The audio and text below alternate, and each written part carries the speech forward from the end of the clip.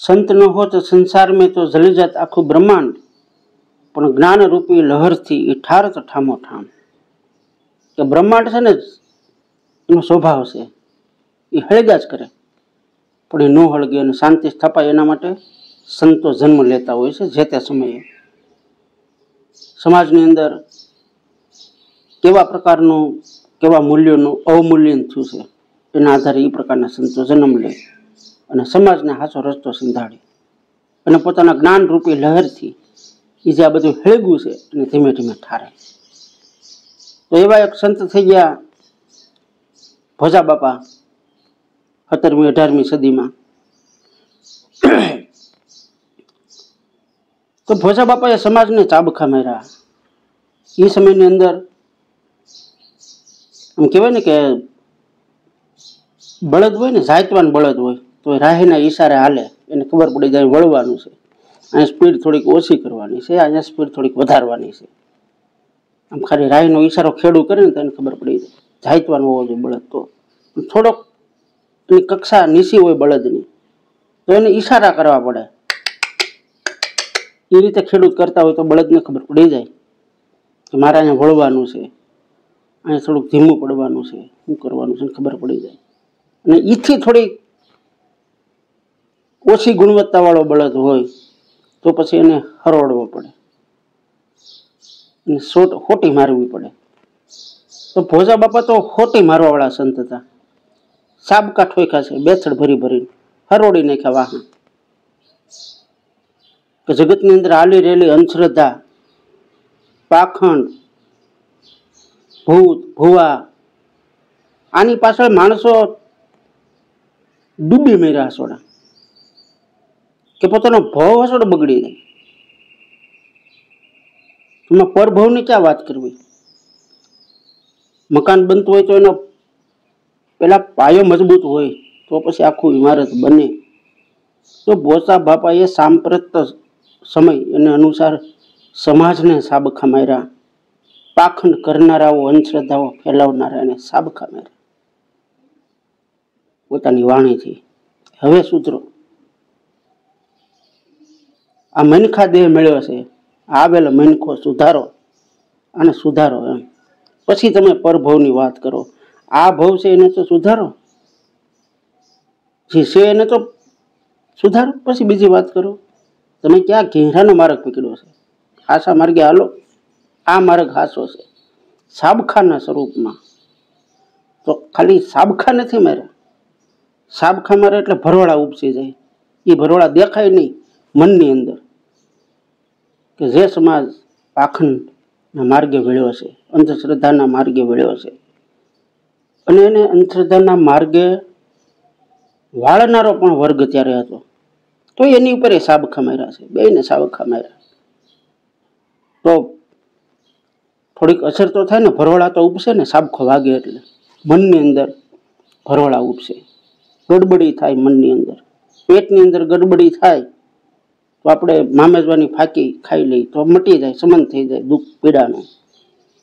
પણ આ તો મનની અંદર, તો બાપાએ એની ફાંકી લીખી, બોલો, સાબખા તો લીખા, ફાંકી લીખી કે જે ઉત્પાદ થયો છે મનની અંદર એનું સમન થઈ જાય।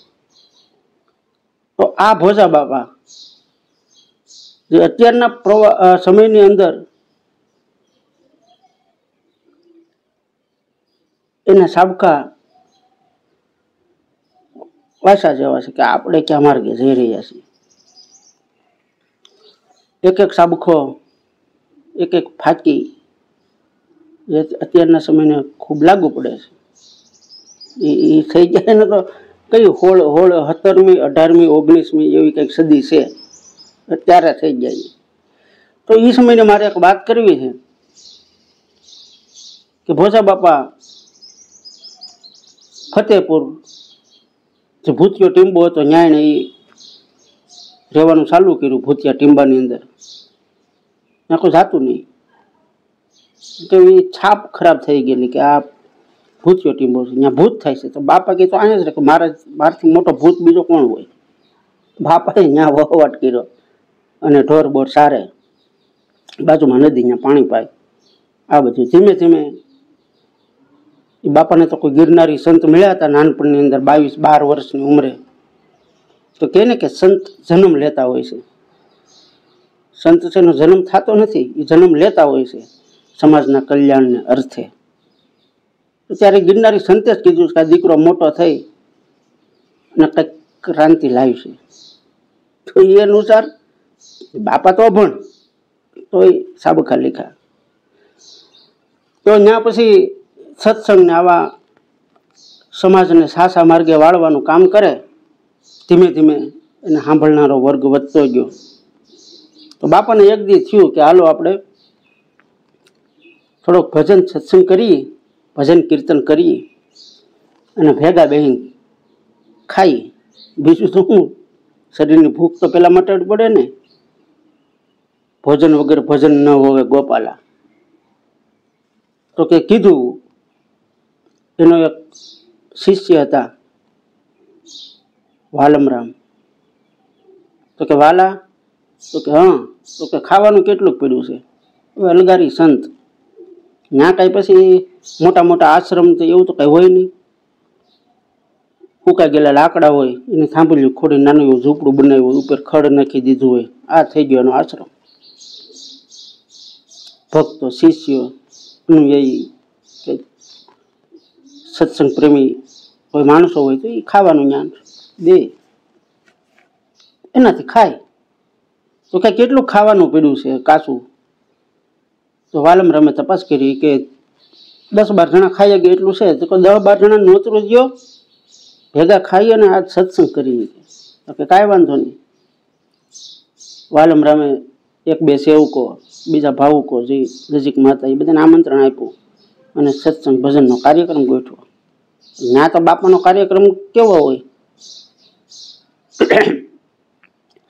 તે કીધું વાલા, આ રહોડાનું કામ તારે સંભાળવાનું છે અને 1-2 જણા સેવકો જોતો તારે રાખજે કે, એટલે તને મદદ કરે કામમાં. તો હા. તો આ બાજુ બધા ભેગા થઈ ગયા. બાપાએ આ બાજુ ખૂણા ઉપર પ્રોગ્રામ ચાલુ કર્યો, હરોડવાનો, સાબખા મારવાનો. ત્યાં તો કંઈ હારાવટ હોય નહીં, એને ત્યાં હરોડવાનું ચાલુ કર્યું. અને વાલમરામે રહોડાનું કામ સંભાળ્યું, એને અહીંયા શાકભાજી હરોડવાનું ચાલુ કર્યું. હરોડવાનો કાર્યક્રમ 2 બાજુ ચાલુ થઈ ગયો. પછી રાંધવાનું થઈ ગયું કમ્પ્લીટ. એટલે વાલમરામ બહાર નીકળ્યા. જોયું તા તો બહાર સંખ્યા વધી ગઈ હતી, 20-22 જણા થઈ ગયા. વાલમરામ મૂંઝાણા કે હાલો આ નહીં ભેગું થાય. એટલે એને બાપાને કીધું કાનમાં કે બાપા, આપણે કે 8-10 જણાનું રાંધ્યું છે અને અહીંયા ભેગા થઈ જાય કે 22 જણા, ખાવાનું ઘટશે. બાપા કે હવે ઘટે જ ઘટે, બીજું હું જેના ભાગમાં હોય ખાય, સંત કોને કહે હોય કે લાવવા દે. કે પણ કે બાપા બધાને ખબર છે રહોડાનું કામ મેં સંભાળ્યું છે, બધી મારી ઉપર આવી છે, મારે શું કરવાનું? આ બાજુ એને ખાખરાના પતરાળવાના વાટકાને બધું લઈને જમવાનું ચાલુ કર્યું.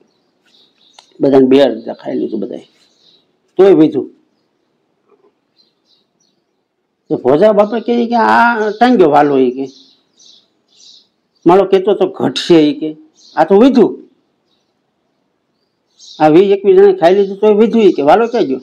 બાપાએ કીધું બહુ કર્યું વાલા તે. તો બાપા હવે ગુરુ બ્રહ્મા, ગુરુ વિષ્ણુ, ગુરુદેવો મહેશ્વરા, તમે બોલ્યા એ બ્રહ્મ મૂલમ ગુરુ વાક્ય કે મોક્ષ મૂલમ ગુરુ વાક્ય, જે કયો તમે કયો એનું આજ્ઞાનું પાલન તમારે કરવું પડે. ભોજા બાપા કે વાલા પાકી ગયું, તારું તપ પાકી ગયું. કે તો કે શું કરવું હવે? તો કે હવે નીકળો, અહીંયા તું ન રહી શકી, કે તું મને આંબી ગયો, કે તું ખુદ ગુરુ થઈ ગયો, કે હવે જવા ગયો ગારિયાધાર. ત્યાં ફરોડવાનું કામ ચાલુ કરી દો, માણસોને સાબખા મારવાનું, સમાજને યોગ્ય રસ્તો બતાવો કે આ ભવ સુધારો, અંધશ્રદ્ધા મૂકો. અને આ રીતે વાલમરામની વિદાય કર્યા. કહેવાનો અર્થ એ છે મિત્રો કે ગુરુનું એક એક વાક્ય જે બ્રહ્મ બોલતો એવું જ્યારે લાગે ને ત્યારે શિષ્ય નથી રહેતો, એ ગુરુ થઈ જાય છે. સંપૂર્ણ સમર્પિત ભાવ એ જ્યારે પેદા થાય ત્યારે એ ગુરુ બને છે.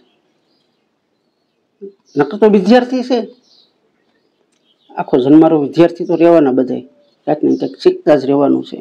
વિદ્યાર્થી છે એ જીવિત છે, શીખવાની જેની તમન્ના ભાંગી ગઈ છે. તો એ તો યુવાન હોય તો પૂરું થઈ ગયું, નથી વૃદ્ધત્વ આંબી ગયું. વાલમરા વિદાય થયા. અહીંયા પાછા બાપા હતા એ નહીં એકલા, અને બાકીના એના સેવકોને થોડા ઘણા શિષ્યો. તો આપને મિત્રો એમ થાય કે 10-12 જણાનું રાંધ્યું અને 21-22 જણા જમી ગયા. હવે એ કઈ રીતે?